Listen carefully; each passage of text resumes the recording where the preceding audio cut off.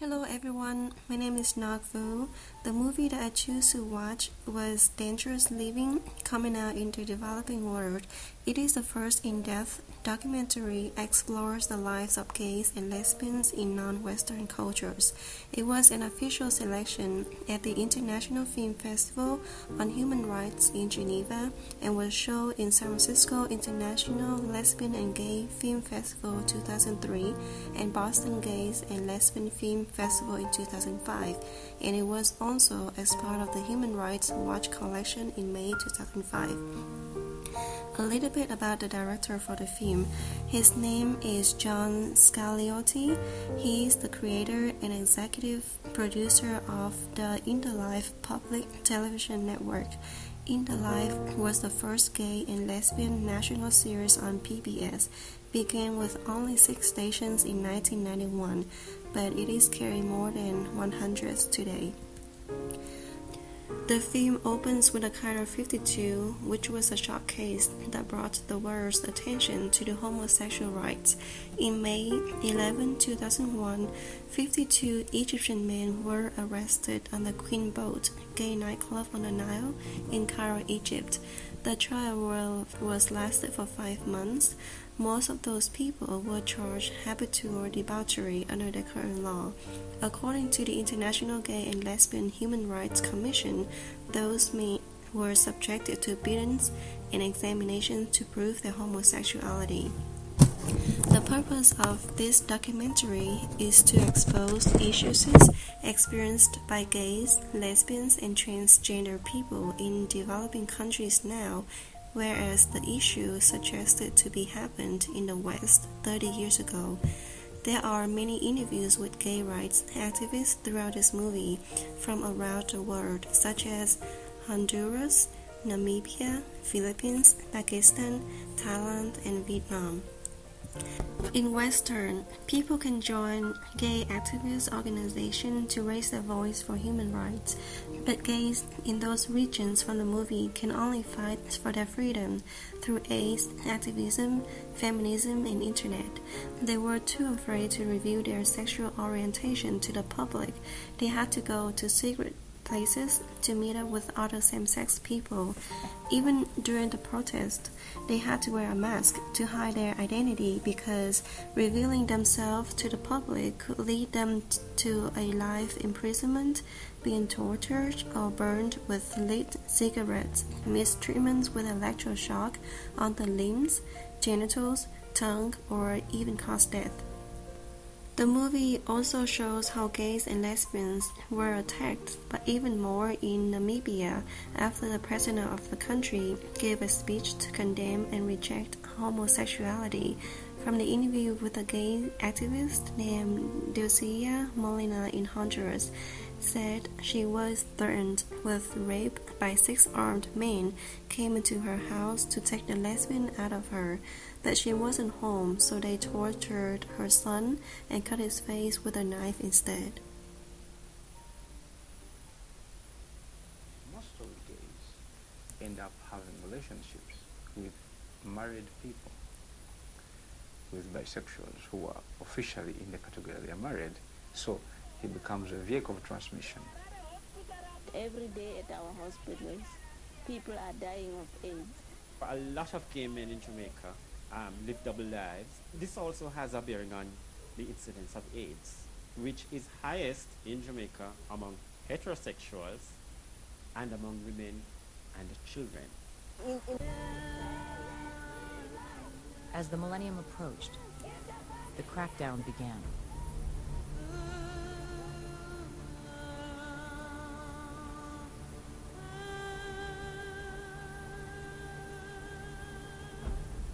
At the end of the year 2000, they were trapping gay men on the net through chat rooms.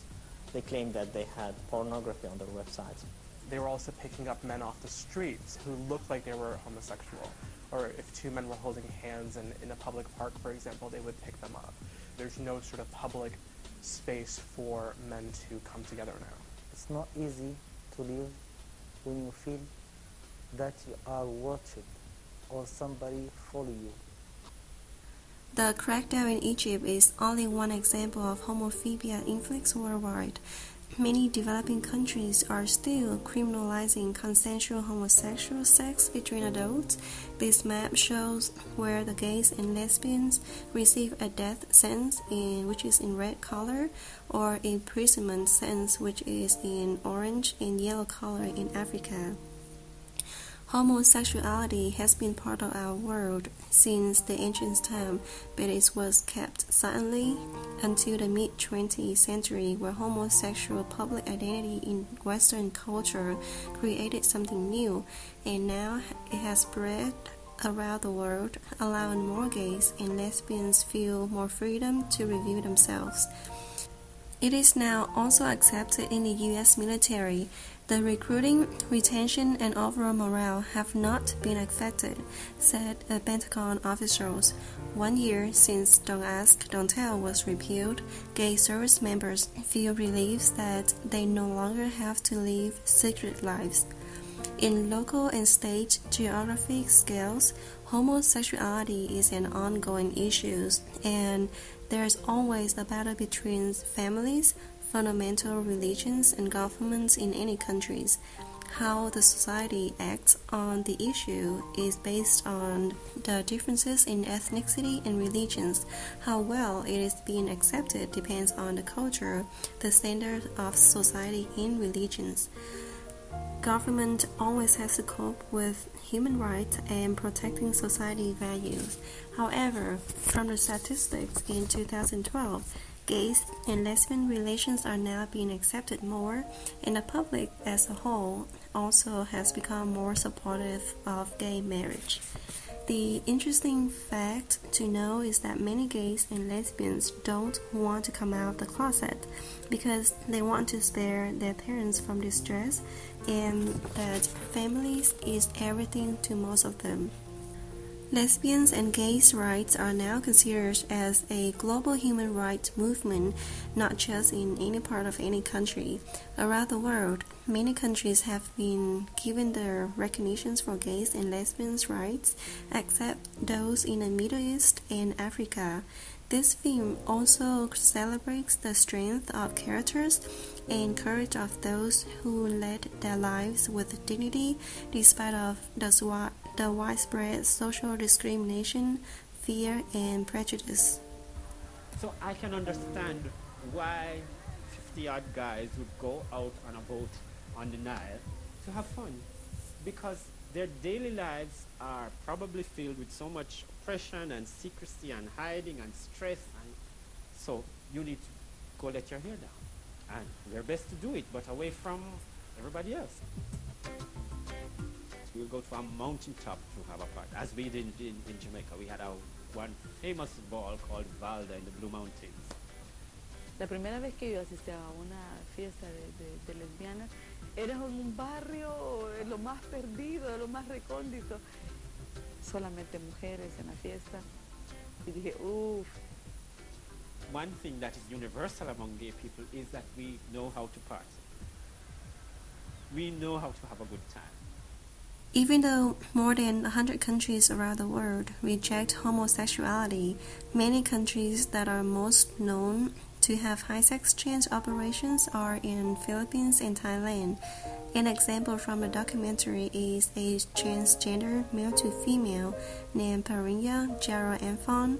She has been accepted by society not just as a leading national kickboxer, but also a model and an actress.